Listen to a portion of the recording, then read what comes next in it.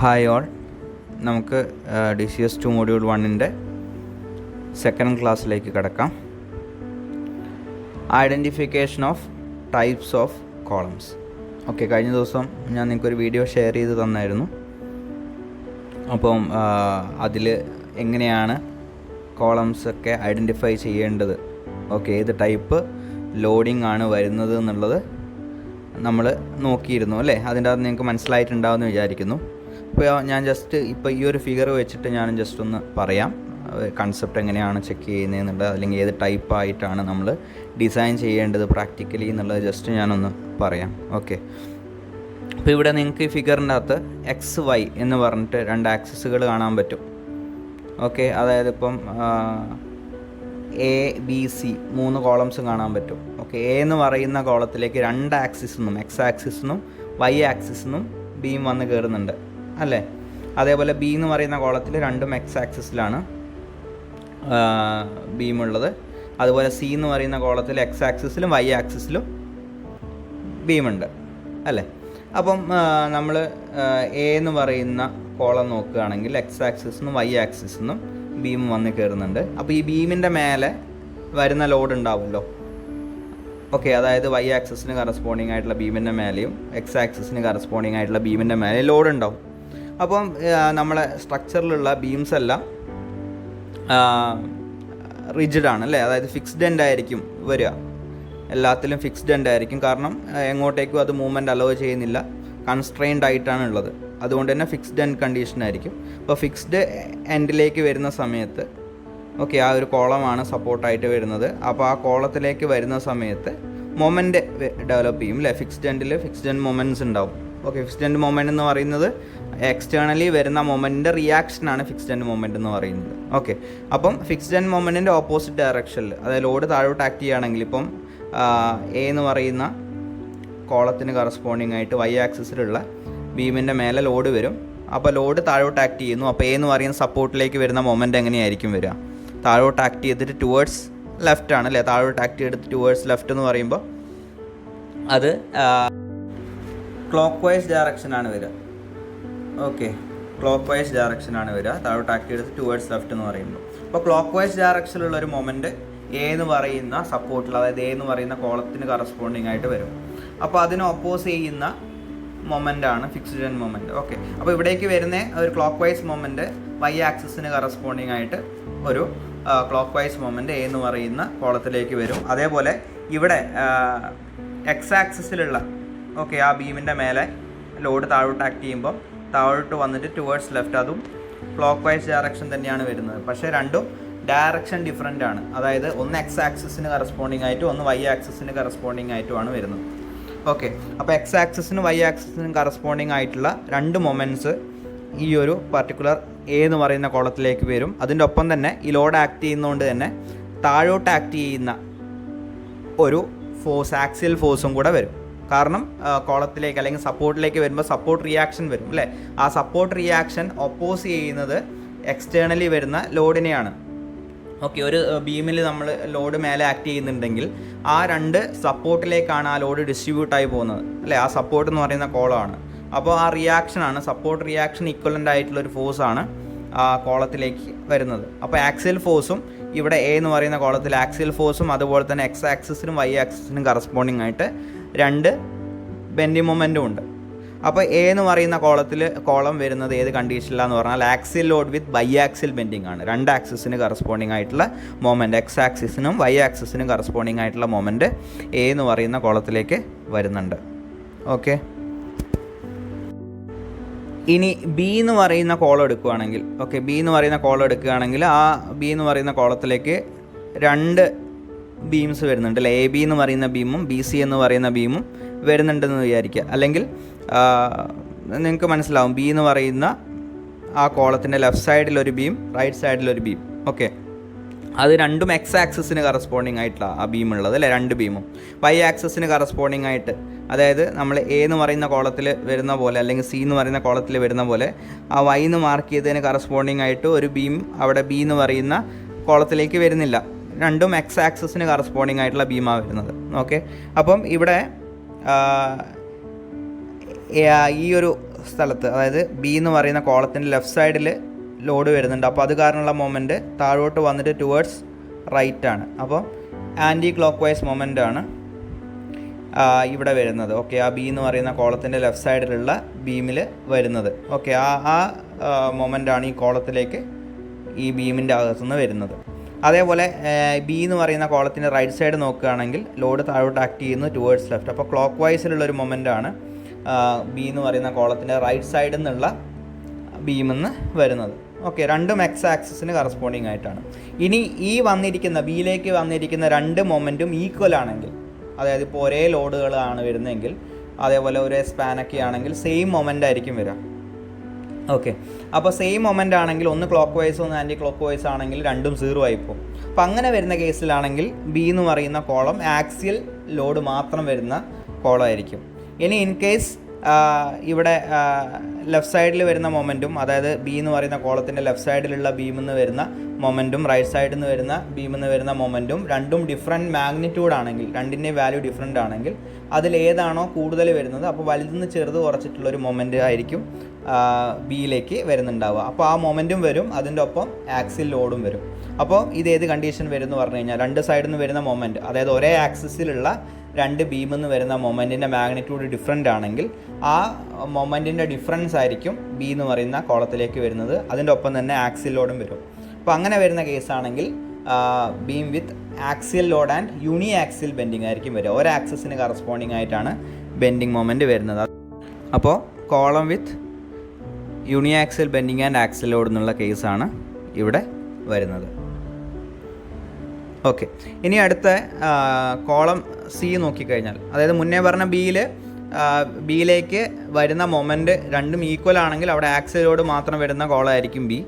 പക്ഷേ മൊമെൻറ്റ് രണ്ടും ഡിഫറെൻ്റ് വരുവാണെങ്കിൽ, രണ്ട് മാഗ്നിറ്റ്യൂഡ്, അതായത് ബി എന്ന് പറയുന്ന കോളത്തിൻ്റെ ലെഫ്റ്റിൽ നിന്ന് റൈറ്റിൽ നിന്ന് വരുന്ന ബീമിൽ വരുന്ന ആ കോളത്തിലേക്ക് വരുന്ന ബീമിലൂടെ ആ കോളത്തിലേക്ക് വരുന്ന മൊമെൻറ്റ് രണ്ടിൻ്റെ മാഗ്നിറ്റ്യൂഡ് ഡിഫറെൻ്റ് ആണെങ്കിൽ യൂണി ആക്സിൽ ബെൻഡിങ് വിത്ത് ആക്സിൽ ലോഡാണ്. ഓക്കെ, അതായത് ആക്സിൽ ലോഡ് വിത്ത് യൂണി ആക്സിൽ ബെൻഡിങ്ങാണ് വരിക. ഇനി സി എന്ന് പറയുന്ന കോളം എടുക്കുകയാണെങ്കിൽ നമ്മൾ എ എന്ന് പറയുന്നതിന് സിമിലർ ആയിട്ട് തന്നെയാണ്. ഓക്കെ, അതായത് എക്സ് ആക്സിസിനും വൈ ആക്സിസിനും കറസ്പോണ്ടിങ് ആയിട്ട് ബീം അവിടെ ഉണ്ട്, രണ്ട് ആക്സിസിലും കറസ്പോണ്ടിങ് ആയിട്ട് ബീം ഉണ്ട്. അപ്പോൾ ആ ബീമിൽ വരുന്ന ലോഡ് മുഖേന എക്സ് ആക്സിസിനും വൈ ആക്സിസിനും കറസ്പോണ്ടിങ് ആയിട്ട് മൊമെൻറ്റ് വരും. അപ്പോൾ ഇവിടെ ആക്സിൽ ലോഡും ഉണ്ട് വിത്ത് ബൈ ആക്സിൽ ബെൻഡിങ് ആയിരിക്കും സി എന്ന് പറയുന്ന കോളം വരിക. Okay, next topic salient points of interaction curve. ഇപ്പോൾ ഇൻട്രാക്ഷൻ കർവ് എന്ന് പറഞ്ഞു കഴിഞ്ഞാൽ നിങ്ങളിപ്പോൾ SP16 ചാർട്ട് എടുത്തു കഴിഞ്ഞാൽ, അതായത് XP16 കോഡ് എടുത്തിട്ട് അതിൽ SP16ൻ്റെ പേജ് നമ്പർ 112 മുതൽ നോക്കുകയാണെങ്കിൽ, പേജ് നമ്പർ 112 മുതൽ നോക്കുകയാണെങ്കിൽ നിങ്ങൾക്ക് അവിടെ കുറേ ചാർട്ട്സ് കാണാൻ പറ്റും. ഓക്കെ, അവിടെ ആ ഒരു ചാർട്ടിൽ നോക്കുമ്പോൾ നിങ്ങൾക്ക് രണ്ട് ആക്സിസ് കാണാം, എക്സ് ആക്സിസ് വൈ ആക്സിസ് കാണാം, ഒരു ഗ്രാഫ് പോലെയാണുള്ളത്. അപ്പോൾ ആ എക്സ് ആക്സിസിലും വൈ ആക്സിസിലും വാല്യൂസ് ഡിനോട്ട് ചെയ്തിട്ടുള്ള കാണാം. എക്സ് ആക്സിസിലാണെങ്കിൽ mu/FCK/BD² എന്നാണ് കാണുക അതിൻ്റെ ചാർട്ട് 27-ൽ. അതേപോലെ വൈ ആക്സിസിൽ PU/FCK/BD എന്നാണ് നമുക്ക് കാണാൻ പറ്റുന്നത്. ഓക്കെ, അതുപോലെ അവിടം തുടങ്ങി, അതായത് ചാർട്ട് 27 തുടങ്ങി കുറേ പേജുകളിൽ ഫുള്ള് ഈ റിലേറ്റഡ് ആയിട്ടുള്ള ചാർട്ട്സ് തന്നെയാണുള്ളത്. ഓക്കെ, അപ്പോൾ ഈ ചാർട്ട് യൂസ് ചെയ്തിട്ടാണ് നമ്മൾ കോളംസ് ഡിസൈൻ ചെയ്യുന്നത്. അതായത് ആക്സിലി ലോഡഡ് കോളംസ് ഒഴിച്ച് നിർത്തിയ ബാക്കി ബൈ ആക്സിൽ ബെൻഡിങ്ങും യൂണി ആക്സിൽ വരുന്നതൊക്കെ സിലിണ്ടർ കോളംസ് ഒക്കെ നമ്മൾ ഡിസൈൻ ചെയ്യുന്നത് ഈ ചാർട്ട്സിൻ്റെ ഹെൽപ്പോട് കൂടിയാണ്.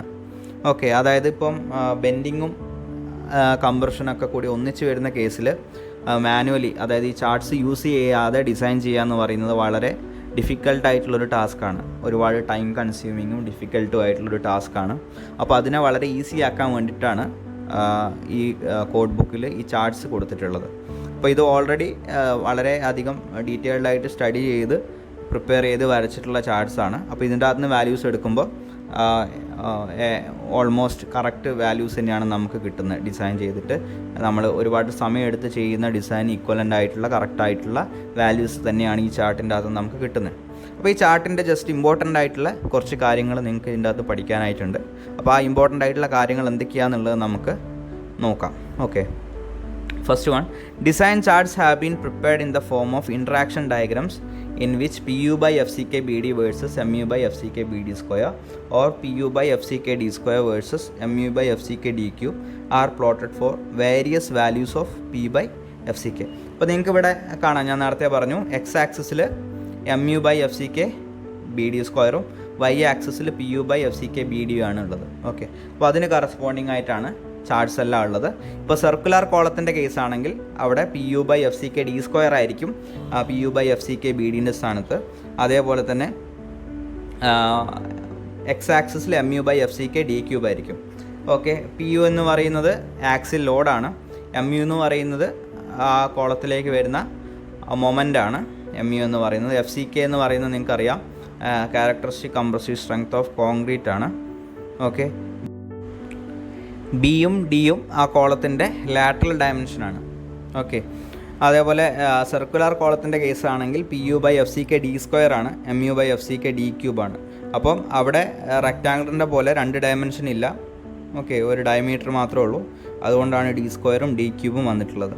Okay, are plotted for various values of P by FCK. P by FCK എന്ന് പറയുന്ന വാല്യൂസിന് കറസ്പോണ്ടിങ് ആയിട്ടാണ് ആ ചാർട്ട് പ്രിപ്പയർ ചെയ്തിട്ടുള്ളത്. ഓക്കെ, അപ്പോൾ നമ്മൾ ഈ ചാർട്ട് യൂസ് ചെയ്യുമ്പോൾ നമുക്ക് അതിൻ്റെ അകത്തുനിന്ന് P by FCK വാല്യൂ ആണ് ഡയറക്റ്റ് ഒബ്റ്റെയിൻ ചെയ്യാൻ പറ്റുന്നത്. ഓക്കെ, അതിലേക്ക് നമുക്ക് ഡീറ്റെയിൽ ആയിട്ട് വരാം. അപ്പോൾ നമ്മൾ ഫസ്റ്റ് പഠിക്കാൻ പോകുന്ന യൂണി ആക്സിൽ ബെൻഡിങ്ങിൻ്റെ കേസിൽ നമുക്ക് ഒബ്റ്റെയിൻ ചെയ്യാൻ പറ്റുന്ന P by FCK വാല്യൂ ആണ്, അതിലേക്ക് വരാം. ഓക്കെ, അതിൽ P എന്ന് പറയുന്നത് പെർസെൻറ്റേജ് ഓഫ് റീഇൻഫോഴ്സ്മെൻ്റ് ആണ്. ഓക്കെ, പെർസെൻറ്റേജ് എത്രയാണ് റീഇൻഫോഴ്സ്മെൻറ്റ് അവിടെ ആവശ്യമായിട്ടുള്ളത് എന്ന് നമുക്ക് എടുക്കാനായിട്ട് പറ്റും. ഓക്കെ, അപ്പോൾ ആ പെർസെൻറ്റേജിനനുസരിച്ച് നമുക്ക് കോളത്തിൽ റീഇൻഫോഴ്സ്മെൻറ്റ് കൊടുക്കാനായിട്ടും പറ്റും. ഓക്കെ, FCK ഓൾറെഡി പറഞ്ഞു, characteristic compressive strength of concrete. Okay, അപ്പോൾ ഇവിടെ ഓർക്കേണ്ടത് ആ ചാർട്ട് പ്രിപ്പയർ ചെയ്തിരിക്കുന്ന ഇൻട്രാക്ഷൻ കേർവ് പ്രിപ്പയർ ചെയ്തിരിക്കുന്നതിൽ എക്സ് ആക്സിസിലും വൈ ആക്സിസിലുള്ള ടേംസ് ആണ്.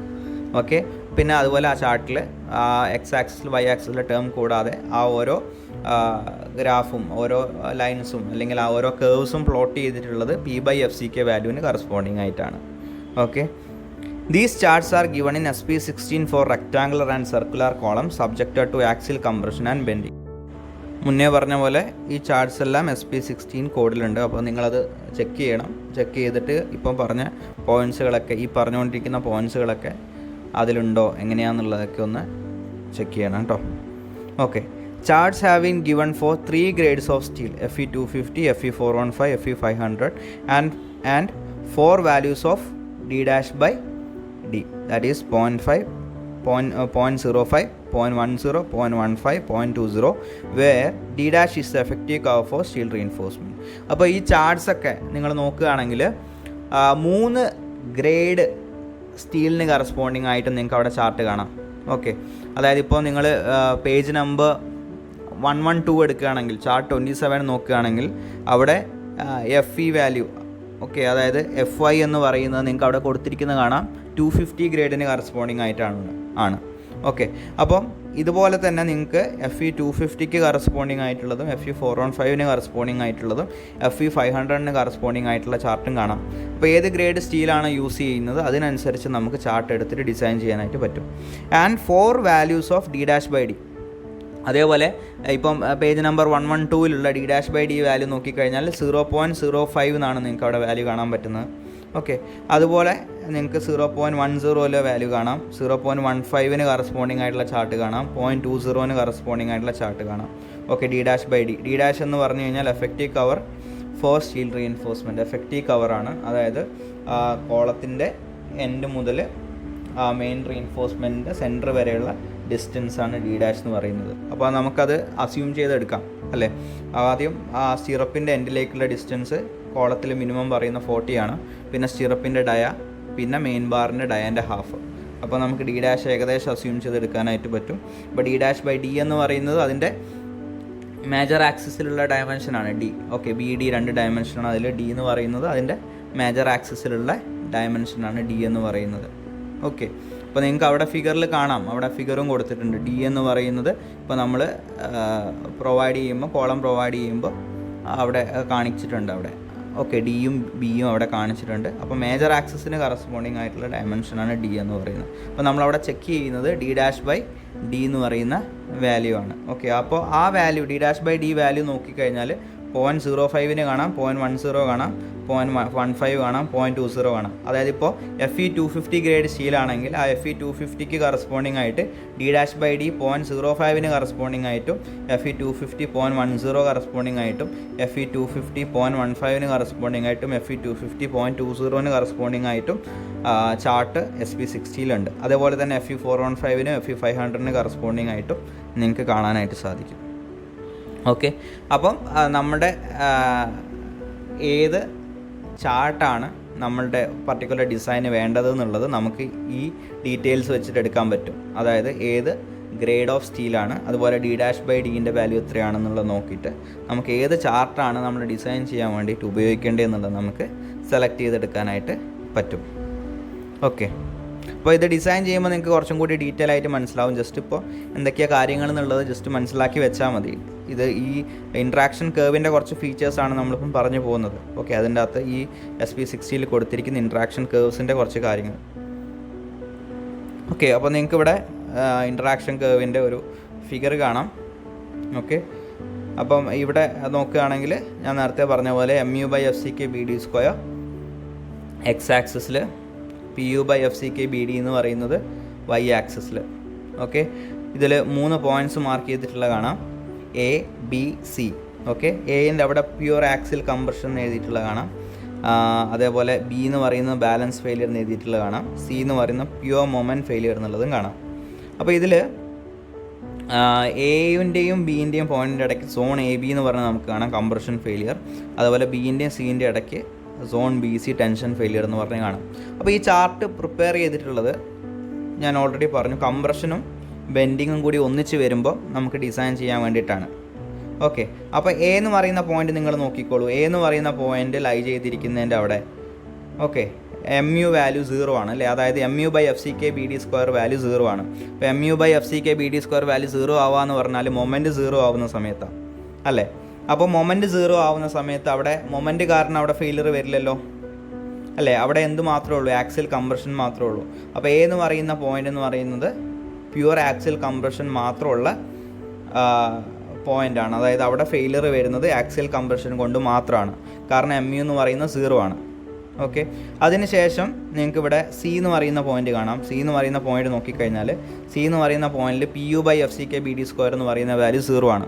കാരണം ആ Y ആക്സിസിൽ തന്നെയാണ്, അതായത് mu/FCK/BD² എന്ന് പറയുന്ന ആ ലൈനിൽ തന്നെയാണ്, അല്ലെങ്കിൽ എക്സ് ആക്സിസിൽ തന്നെയാണ് അത് ലൈ ചെയ്തിരിക്കുന്നത്. ഓക്കെ, അതായത് PU/FCK/BD വാല്യൂ 0. അപ്പോൾ PU/FCK/BD വാല്യൂ 0 ആവുക എന്ന് പറഞ്ഞാൽ PU എന്ന് പറയുന്ന വാല്യൂ 0 ആവുക എന്നുള്ളതാണ് അർത്ഥം. അപ്പോൾ PU എന്ന് പറഞ്ഞു കഴിഞ്ഞാൽ ആക്സിൽ ലോഡ് 0 ആവുന്ന കേസ്. ഓക്കെ, ആക്സിൽ ലോഡാണ് PU. അപ്പോൾ PU 0 ആവുക എന്ന് പറഞ്ഞാൽ ആക്സിൽ ലോഡ് 0 ആവുന്ന കേസ്. അപ്പോൾ ആക്സിൽ ലോഡ് 0 ആയിക്കഴിഞ്ഞാൽ അവിടെ ഫെയിലിയർ വരുന്നത് എന്തുകൊണ്ട് മാത്രമാണ്, മൊമെൻറ്റ് കൊണ്ട് മാത്രമാണ്. അപ്പോൾ പ്യുവർ മൊമെൻറ്റ് ഫെയിലിയർ ആണ് അവിടെ വരുന്നത്. ഓക്കെ, അതിൻ്റെ നടുക്കായിട്ട് B എന്ന് പറയുന്ന ഒരു പോയിൻ്റ് കാണാം, അത് ബാലൻസ് ഫെയിലിയർ ആണ്. അപ്പോൾ B എന്ന് പറയുന്ന പോയിൻറ്റിന് കറസ്പോണ്ടിങ് ആയിട്ട് കംപ്രഷൻ മുഖേന വരുന്ന ഫെയിലിയറും മൊമെൻറ്റ് മുഖേന വരുന്ന ഫെയിലിയറും ഒരേ സമയത്താണ് നടക്കുക. ആ പർട്ടിക്കുലർ പോയിൻ്റാണ് B എന്ന് പറയുന്നത്. ഓക്കെ, അറ്റ് എ ടൈം നടക്കുന്നത്. ഓക്കെ, ആ കറസ്പോണ്ടിങ് പോയിന്റിൽ B എന്ന് പറയുന്ന പോയിന്റിൽ കംപ്രഷൻ മുഖേനയും മൊമെൻറ്റ് മുഖേനയും ഫെയിലിയർ വരുന്നത് ഒരേ സമയത്താണ്. ഓക്കെ, AB എന്ന് പറയുന്ന സോൺ നോക്കിക്കഴിഞ്ഞ് കഴിഞ്ഞാൽ അവിടെ കംപ്രഷൻ ഫെയിലിയർ ആണ്. അവിടെ ഡോമിനൻ്റ് ആയിട്ടുള്ളത്, അതുവരെ ഡോമിനൻ്റ് ആയിട്ടുള്ള AB എന്ന് പറയുന്ന സോണിന് കറസ്പോണ്ടിങ് ആയിട്ട് ഡോമിനൻ്റ് കംപ്രഷനാണ്. കംപ്രഷനും ബെൻഡിങ്ങും വരുന്നുണ്ട് അവിടെ, എന്നാൽ അവിടെ ഫെയിലിയർ വരുന്നത് കംപ്രഷൻ്റെ എഫക്റ്റ് കൊണ്ടായിരിക്കും. അതേപോലെ സോൺ BC എടുത്തു കഴിഞ്ഞാൽ അവിടെ ടെൻഷൻ ഫെയിലിയർ എന്നാണ് എഴുതിയിരിക്കുന്നത്. അതായത് ടെൻഷൻ എന്ന് പറഞ്ഞാൽ ബെൻഡിങ് മുഖേന വരുന്നത്. ഓക്കെ, അപ്പോൾ അവിടെ ഡോമിനൻ്റ് ബെൻഡിങ് ആയിരിക്കും. ബെൻഡിങ്ങിൻ്റെ എഫക്റ്റ് കൊണ്ടാണ് അവിടെ ഫെയിലിയർ വരുന്നത്. കംപ്രഷൻ അത്ര ഡോമിനൻ്റ് അല്ല. ഓക്കെ, സോൺ AB എന്ന് പറയുന്ന കംപ്രഷൻ ഫെയിലിയർ, സോൺ BC എന്ന് പറയുന്ന ടെൻഷൻ ഫെയിലിയർ. അതിൻ്റെ ഇടയ്ക്ക് വരുന്ന പോയിൻ്റാണ് ബാലൻസ് ഫെയിലിയർ. രണ്ടും അറ്റ് എ ടൈം നടക്കുന്നത്.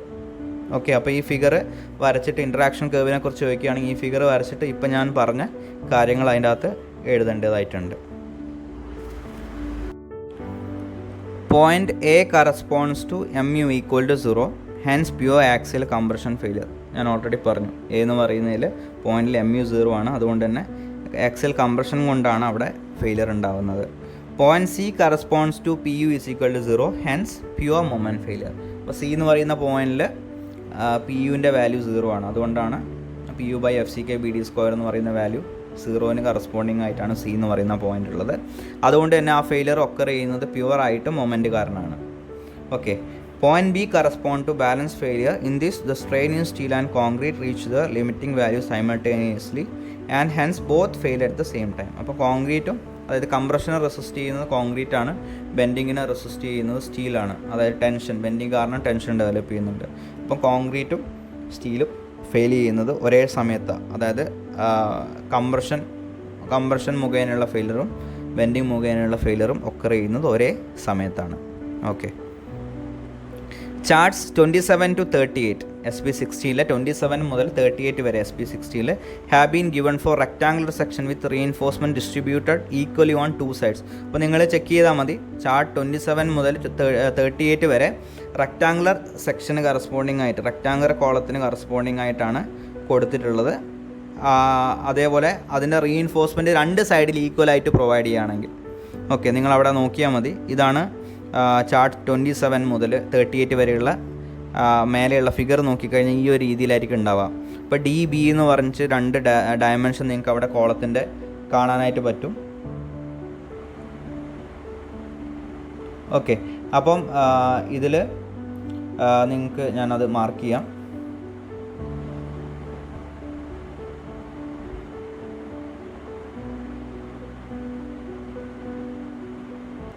ഓക്കെ, ഇവിടെ ഈ ഫിഗറിൻ്റെ അകത്ത് നിങ്ങൾക്ക് കാണാം ഡി ബി എന്ന് പറഞ്ഞിട്ട് ഡയമെൻഷനുള്ള കോളം. ഓക്കെ, അപ്പോൾ അതിൻ്റെ അകത്ത് റീഇൻഫോഴ്സ്മെൻറ്റ് എങ്ങനെയാണ് ഡിസ്ട്രിബ്യൂട്ട് ചെയ്തിട്ടുള്ളതെന്ന് കാണാം. 2 സൈഡിൽ ഈക്വലായിട്ട്, അതായത് ലെഫ്റ്റ് സൈഡിലും റൈറ്റ് സൈഡിലും 4 റീഇൻഫോഴ്സ്മെൻറ്റ് വെച്ച്, അല്ലെങ്കിൽ 3 വെച്ച്, അങ്ങനെ ആ രീതിയിൽ, അതായത് 2 സൈഡിൽ ഈക്വലായിട്ട് പ്രൊവൈഡ് ചെയ്യാം. ഓക്കെ, അനദർ ഡയമെൻഷൻ നോക്കുകയാണെങ്കിൽ 2 ഉള്ളൂ അല്ലേ.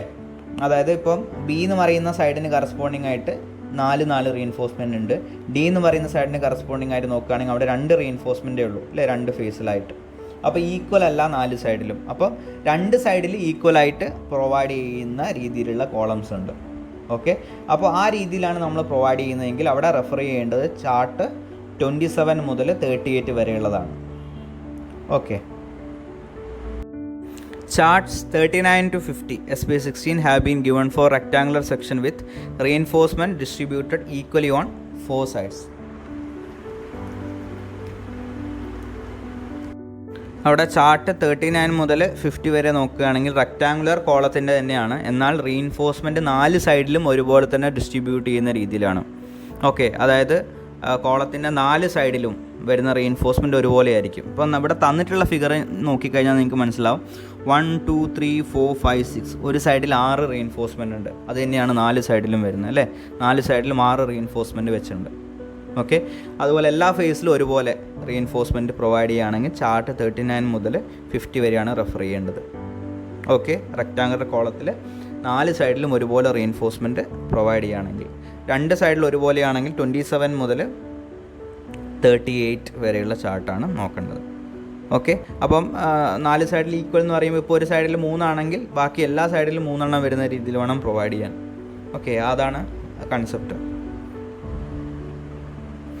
Charts 51 to 62 SP16 have been given for circular section with minimum 6 number of bars. Chart 51 മുതൽ 62 വരെ നോക്കിക്കഴിഞ്ഞാൽ അത് സർക്കുലർ കോളത്തിന് കറസ്പോണ്ടിങ് ആയിട്ടുള്ളതാണ്. മിനിമം സർക്കുലർ കോൾ ആണെങ്കിൽ 6 നമ്പർ റീഇൻഫോഴ്സ്മെൻറ്റ് നമ്മൾ പ്രൊവൈഡ് ചെയ്യണം മിനിമം. നിങ്ങൾ ഓൾറെഡി DCS 1 പഠിച്ചാണ്. സർക്കുലർ കോളം ഡിസൈൻ ചെയ്യുകയാണെങ്കിൽ 6 നമ്പർ ഓഫ് റീഇൻഫോഴ്സ്മെൻ്റ് ആണ് മിനിമം പ്രൊവൈഡ് ചെയ്യേണ്ടത്. അപ്പോൾ നിങ്ങൾക്ക് ഇവിടെ കാണാം ചാർട്ട് 51 മുതൽ അതിൻ്റെ 62 വരെ, ഓക്കെ, 62 വരെ സർക്കുലർ കോളത്തിന് വേണ്ടിയിട്ടുള്ളതാണ്. അപ്പോൾ 51 മുതൽ 64 വരെയുള്ള ചാർട്ട്സ് യൂസ് ചെയ്തിട്ടാണ് നമ്മൾ സർക്കുലർ കോളം ഡിസൈൻ ചെയ്യുക. അപ്പോൾ സർക്കുലർ കോളമാണ് ഡിസൈൻ ചെയ്യേണ്ടതെങ്കിൽ ഈ ചാർട്ട്സാണ് നമ്മൾ റെഫർ ചെയ്യേണ്ടതായിട്ടുള്ളത്. ഓക്കെ, ഇനി നമുക്ക് കോളത്തിലെ ആക്സിൽ കംപ്രഷനും, അതായത് ആക്സിൽ ലോഡും യൂണി ആക്സിൽ ബെൻഡിങ്ങും കൂടി വരുമ്പോൾ, അതായത് ഒരു ആക്സിന് കറസ്പോണ്ടിങ് ആയിട്ടുള്ള മൊമെൻറ്റും വരുമ്പോഴുള്ള കോളത്തിൻ്റെ ഡിസൈൻ എങ്ങനെയാണ് ചെയ്യേണ്ടത് എന്നുള്ളതിൻ്റെ സ്റ്റെപ്സ് നമുക്ക് നോക്കാം. ഓക്കെ, അപ്പോൾ ഈ സ്റ്റെപ്സ് പറഞ്ഞു കഴിഞ്ഞാൽ നമ്മൾ നേരിട്ട് പ്രോബ്ലത്തിലേക്കാണ് പോവുക. അപ്പോൾ ഇതിൻ്റെ സ്റ്റെപ്സ് എങ്ങനെയാണെന്നുള്ളത് മനസ്സിലാക്കുക. Steps for design of columns subjected to compression and uniaxial bending. First ടൈപ്പാണ് കംപ്രഷന് യൂണി ആക്സിൽ ബെൻഡിങ് വരുന്ന കേസ്. അപ്പോൾ ക്വസ്റ്റ്യൻ നമുക്ക് കിട്ടിക്കഴിഞ്ഞാൽ നമ്മളത് വായിച്ചിട്ട് മനസ്സിലാക്കണം ഏത് ടൈപ്പ് ഡിസൈനാണ് ഞാൻ ചെയ്യേണ്ടത് എന്നുള്ളത്. ഓക്കെ, അപ്പോൾ കംപ്രഷന് യൂണി ആക്സിൽ ബെൻഡിങ് വരുന്ന ഡിസൈൻ ആണെങ്കിൽ എങ്ങനെയാണ് ചെയ്യേണ്ടതെന്നുള്ളതാണ് നമ്മൾ നോക്കുന്നത്. അപ്പോൾ step 1 compute factored load and factored moment. അപ്പോൾ ഫാക്ടേർഡ് ലോഡും ഫാക്ടേർഡ് മൊമെൻറ്റും കാൽക്കുലേറ്റ് ചെയ്യുക. ഇപ്പം ഓൾറെഡി ലോഡ് ഡയറക്റ്റ് വരുന്ന ലോഡ് വർക്കിംഗ് ലോഡും വർക്കിംഗ് മൊമെൻറ്റുമാണ് തന്നിട്ടുള്ളതെങ്കിൽ നിങ്ങൾക്ക് ഓൾറെഡി അറിയാം 1.5 വെച്ച് മൾട്ടിപ്ലൈ ചെയ്തിട്ട് അതിനെ ഫാക്ടേർഡ് ലോഡും ഫാക്ടേർഡ് മൊമെൻറ്റും ആക്കി മാറ്റണം. ഇൻ കേസ് ഡയറക്റ്റ് ഫാക്ടേർഡ് മൊമെൻറ്റും ഫാക്ടേർഡ് ലോഡുമാണ് തന്നിട്ടുള്ളതെങ്കിൽ സെയിം, വേറെ ഒന്നും ചെയ്യേണ്ട കാര്യമില്ല. ഇനി next step 2 check for eccentricity. Eccentricity നമ്മൾ ചെക്ക് ചെയ്യണം. ശരിക്കും അവിടെ വരുന്ന എക്സെൻട്രിസിറ്റി ഈ മിനിമത്തിനേക്കാളും കൂടുതലായിരിക്കണം. കാരണം അവിടെ യൂണി ആക്സിൽ ഒരു ആക്സിസിന് കറസ്പോണ്ടിങ് ആയിട്ട് ബെൻഡിങ് വരുന്നുണ്ട്. അപ്പോൾ മിനിമം എക്സെൻട്രിസിറ്റി അല്ല, അപ്പോൾ ഈ മിനിമത്തിനേക്കാൾ അവിടെ കൂടുതലുണ്ടെന്നുള്ളത് നമ്മൾ ഉറപ്പ് വരുത്തുക ചെയ്യേണ്ടത്, ചെക്ക് ചെയ്യുക വേണ്ടത്. ഓക്കെ, അപ്പോൾ ഈ minimum should be less than E എന്നുള്ള കണ്ടീഷൻ ആണോ എന്നുള്ളത് അവിടെ ചെക്ക് ചെയ്യണം. ഓക്കെ, അപ്പം എങ്ങനെയാണ് നമ്മൾ ഈ കാൽക്കുലേറ്റ് ചെയ്യുന്നതെന്നുള്ളത് നമുക്ക് നോക്കാം. അപ്പോൾ നേരത്തെ നമ്മൾ കഴിഞ്ഞ ക്ലാസ്സിലൊക്കെ പഠിച്ചു MU എന്ന് പറയുന്നത് PU ഇൻറ്റു ഇ എന്ന് പറയുന്നത് നമുക്ക് എഴുതാം അല്ലേ. അതായത് ഇപ്പോൾ നമുക്ക് ക്വസ്റ്റ്യനിൽ MUവും തന്നിട്ടുണ്ടാവും, PUവും തന്നിട്ടുണ്ടാവും. ഓക്കെ, അതായത് മൊമെൻറ്റും ലോഡും തന്നിട്ടുണ്ടാവും. അപ്പം ഈ മൊമെൻ്റ് എന്ന് പറയുന്നത് PU ഇൻറ്റു ഇ ആണ് അല്ലേ, അങ്ങനെ നമുക്ക് എഴുതാമെന്ന് നമ്മൾ പഠിച്ചിരുന്നു കഴിഞ്ഞ ക്ലാസ്സിൽ. അപ്പം എക്സെൻട്രിസിറ്റി കണ്ടുപിടിക്കാൻ വേണ്ടിയിട്ട് E = MU/PU എന്ന് എഴുതിയാൽ മതി, ചെയ്താൽ മതി. ഓക്കെ, അപ്പോൾ MU/PU ചെയ്ത് കഴിഞ്ഞാൽ എക്സെൻട്രിസിറ്റി കിട്ടും. ശരിക്കും ആ ഒരു കോളത്തിലുള്ള എക്സെൻട്രിസിറ്റി നമുക്ക് കിട്ടും. അപ്പോൾ ഈ മിനിമം നമുക്ക് കണ്ടുപിടിക്കാൻ അറിയാം. ക്ലോസ് 25.4 IS 456/2000 നമ്മൾ ഓൾറെഡി പഠിച്ചതാണ്, കഴിഞ്ഞ സെമ്മിൽ നമ്മൾ പ്രോബ്ലം ചെയ്തതാണ്. അപ്പോൾ ഈ മിനിമം കണ്ടുപിടിക്കാൻ വേണ്ടിയിട്ട് L/500 plus lateral dimension by 30, അതായത് unsupported length by 500 plus lateral dimension by 30. അപ്പോൾ അത് ചെയ്താൽ ഈ മിനിമം കിട്ടും. അതും ഇയും തമ്മിൽ കമ്പയർ ചെയ്യുക. ഇ ഗ്രേറ്റർ ആണെങ്കിൽ നമുക്ക് അവിടെ ബെൻഡിങ് വരുന്നുണ്ടെന്നുള്ള രീതിയിൽ തന്നെ മുന്നോട്ട് പോകാം. ഓക്കെ, ഇനി അടുത്തത് അത് ചെക്ക് ചെയ്ത് ഓക്കെ ആണെങ്കിൽ സ്റ്റെപ്പ് 3യിലേക്ക് പോകാം. സ്റ്റെപ്പ് 3യിൽ determine the effective length and slenderness ratio of the column. Okay, effective length കണ്ടുപിടിക്കണം. അതായത് ഇപ്പോൾ അൺസപ്പോർട്ട് ലെങ്ത് ആണ് തന്നിട്ടുള്ളതെങ്കിൽ IS 456/2000 ഓരോ എൻ കണ്ടീഷൻ കറസ്പോണ്ടിങ് ആയിട്ട് നിങ്ങൾക്കറിയാം അല്ലേ, ഓരോ എൻ കണ്ടീഷൻ കറസ്പോണ്ടിങ് ആയിട്ട് അവിടെ വരുന്ന എഫക്റ്റീവ് ലെങ്ത് വാല്യൂ നമുക്ക് തന്നിട്ടുണ്ട്, റെക്കമെൻഡഡ് വാല്യൂ നമുക്ക് തന്നിട്ടുണ്ട്. ഓക്കെ, അപ്പോൾ എഫക്റ്റീവ് ലെങ്ത്തിൻ്റെ വാല്യൂ നമുക്ക് കണ്ടുപിടിക്കാം. എഫക്റ്റീവ് ലെങ്ത്തിൻ്റെ വാല്യൂ കിട്ടിക്കഴിഞ്ഞ് കഴിഞ്ഞാൽ L/D റേഷ്യോ ചെക്ക് ചെയ്യാം. L എന്ന് പറയുന്ന എഫക്റ്റീവ് ലെങ്ത് / D എന്ന് പറയുന്ന ലീസ്റ്റ് ലാറ്റർ ഡയമെൻഷൻ ചെക്ക് ചെയ്തിട്ട് അത് ലെസ് ദാൻ 12 ആണോ എന്നുള്ളത് നോക്കുക. ലെസ് ദാൻ 12 ആണെങ്കിൽ അത് ഷോർട്ട് കോളാണ്. അപ്പോൾ ഷോർട്ട് കോളത്തിൻ്റെ ഡിസൈനായിട്ട് നമുക്ക് മുന്നോട്ട് പോകാം, ഇല്ലെങ്കിൽ സ്ലെൻഡർ കോളത്തിൻ്റെ ഡിസൈനായിട്ട് മുന്നോട്ട് പോകേണ്ടി വരും. Okay, next step 4 calculate area of main steel. അപ്പോൾ ഇനി മെയിൻ റീഇൻഫോഴ്സ്മെൻറ്റിൻ്റെ ഡിസൈനാണ് സ്റ്റെപ്പ് 4ൽ വരുന്നത്. സ്റ്റെപ്പ് 4 എങ്ങനെയാണെന്ന് നോക്കാം. ഫസ്റ്റ് സ്റ്റെപ്പ് 4ൽ ചെയ്യേണ്ടത് assume D' and calculate D'/D. Okay, അപ്പം ആദ്യം D' അസ്യൂം ചെയ്യണം. D' അസ്യൂം ചെയ്യേണ്ടത് ഞാൻ ഓൾറെഡി പറഞ്ഞു, അതിൻ്റെ എഫക്റ്റീവ് കവറാണ് കോളത്തിലേക്ക് അല്ലേ. അപ്പോൾ നമുക്ക് അസ്യൂം ചെയ്യാം. നോമിനൽ കവർ 40 ആണ് കോഡ് പറയുന്നത് IS 456-ൽ. അപ്പോൾ 40 പ്ലസ് അവിടെ നമ്മൾ പ്രൊവൈഡ് ചെയ്യുന്ന സ്റ്റിറപ്പിൻ്റെ അല്ലെങ്കിൽ ലാറ്ററൽ ടൈസിൻ്റെ ഡയ പ്ലസ് മെയിൻ റീഇൻഫോഴ്സ്മെൻറ്റിൻ്റെ ഡയൻ്റെ ഹാഫ് എന്നുള്ള രീതിയിൽ നമുക്ക് ഏകദേശം അസ്യൂം ചെയ്യാം. നോർമലി അതൊരു 60 എന്നുള്ള രീതിയിൽ അസ്യൂം ചെയ്താൽ മതി D'.